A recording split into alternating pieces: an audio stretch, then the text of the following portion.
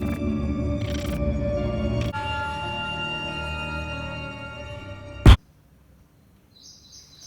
बच्चों, आज हमारी पोएम है द ट्रीज 10th क्लास से एड्रीन रिच द्वारा रचित है ये कविता। ये एक प्रतीकात्मक सिंबॉलिकल पोएम है जिसमें ट्रीज सिंबल है, प्रतीक हैं आज की वुमेन का, औरत का, और वर्ल्ड और फॉरेस्ट की आपस में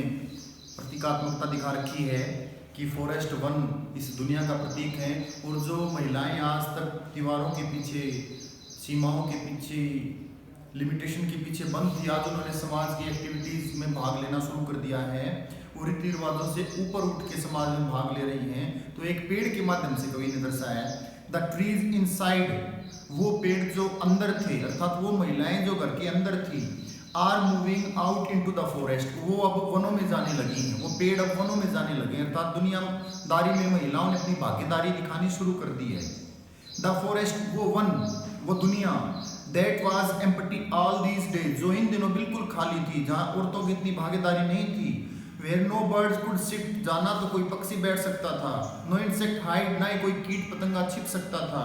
नो सन बरी its feet in shadow, shadow माने छाया में, ना ही कोई धूप अपने पैर इसकी छाया में लगा सकती थी, बर्री माने दफन करना होगा, यहाँ होगा रखना। For the sun the forest that was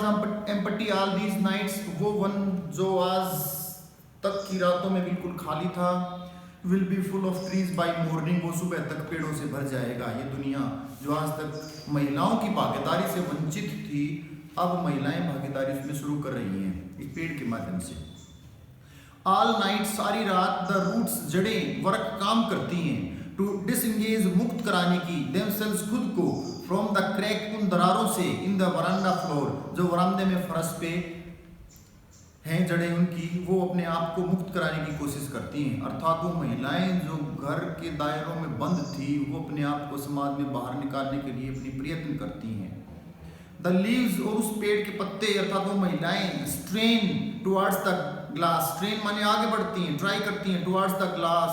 कांच की तरफ निकलने की, बाहर निकलने की। स्मॉल ट्विग्स, छोटी छोटी टहनियाँ, स्टिफ विद एक्सट्रेशन, एक्सट्रेशन मेहनत से स्टिफ, कठोर हो गई हैं। लॉन्ग क्रैम्प बोज, और लंबी मुड़ी हुई टहनियां, सफलिंग, घिसटते हुए जा रही हैं, अंडर द रूफ, छत के नीचे से, लाइक न्यूली डिस्चार्ज पेशेंट, जैसे किसी रोगी को नई नई छुट्टी मिली हो अस्पताल से, जो हाफ डेज्ड, आधा ऊँघता हुआ, मूविंग, भागता है, to the clinic door, clinic के दरवाजों से घर की तरफ भागता, घर अच्छा लगता है। ऐसे महिलाओं ने भागीदारी शुरू कर दी है, जैसे एक पेड़ की पत्तियां, वरामदे में पेड़ है कोई कवि या कवित्री के घर पे, वो मुक्त कराने की कोशिश करता है, आगे बढ़ने की कोशिश करता है। ऐसे ही महिलाएं भी दुनिया में बढ़ रही हैं। कहती है कवित्री, आई सिट इनसाइड, में अंदर बैठ जाती हूँ, doors open to the veranda, वरांडा की तरफ दरवाजे खुले हैं, राइटिंग लॉन्ग लेटर, में लंबे पत्र लिखती हूँ, इन विच, जिनमें आई स्केयरली मेंशन, मैं मुश्किल से वर्णन कर पाती हूँ, द डिपार्चर, प्रस्थान का, of the forest from the house, घर से और वन की ओर जो प्रस्थान हुआ है पेड़ों का, महिलाओं का, उसका मुश्किल से वर्णन कर पाती हूँ। द नाइट इज फ्रेश, रात ताजी है, द होल मून शाइन्स, सारा पूर्ण चंद्रमा चमक रहा है, इन द स्काई, आकाश में, स्टिल ओपन, अब भी खुले हुए, the smell of leaves and lichen, पत्तों की और काय की गंध भी फैली हुई है, और वो गंध स्टिल अब भी रीचेस, पहुंच रही है, लाइक ए वॉइस, एक आवाज की भांति, इनटू द रूम्स, मेरे कमरों में। वो कहती है कि समय बदल गया है, समय की धारा परिवर्तित हो गई है, समय में परिवर्तन ऐसा हुआ है कि अब रात भी फ्रेश है।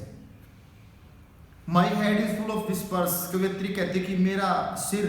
फुल भरा हुआ, विस्पर्स माने बुदबुदाहटों के साथ, हल्की आवाजों के साथ, विच टुमारो बी साइलेंट, जो कल बिल्कुल खामोश हो जाएगा, लिसन, सुनो, द ग्लास इज ब्रेकिंग, कांच टूट रहा है, अर्थात वो सारे रीति रिवाज टूट रहे हैं, महिलाओं ने अपनी भागीदारी शुरू कर दी है। The trees are stumbling forward, पेड़ लड़खड़ाते हुए आगे बढ़ रहे हैं, इनटू द नाइट, रात में, अंधेरे में, पीड़ाओं में, संघर्ष में, वाइंड, हमारे रस दौड़ पड़ी हैं, टू मीट देम, उनका स्वागत करने के लिए, कि दुनिया ने भी महिलाओं का स्वागत करना शुरू कर दिया है। जैसे ही उन्होंने अपनी समाज में भागीदारी दिखाई है, तो समाज भी उनके स्वागत में खड़ा हो गया है। The moon is broken like a mirror, चंद्रमा भी एक शीशे की भांति टूट गया है, और इट्स पीसेज, और इसके टुकड़े, फ्लैश, चमक रहे हैं, नाउ अब, इन द क्राउन, एक ताज की भांति, ताज, मुकुट, ऑफ द टालेस्ट ओक, सबसे लंबे इस बरगद के पेड़ के ऊपर चांद के टूटे हुए टुकड़े भी चमक रहे हैं। एक छोटी सी पोयम थी भैया, आशा आपको समझ में आ गई होगी। धन्यवाद।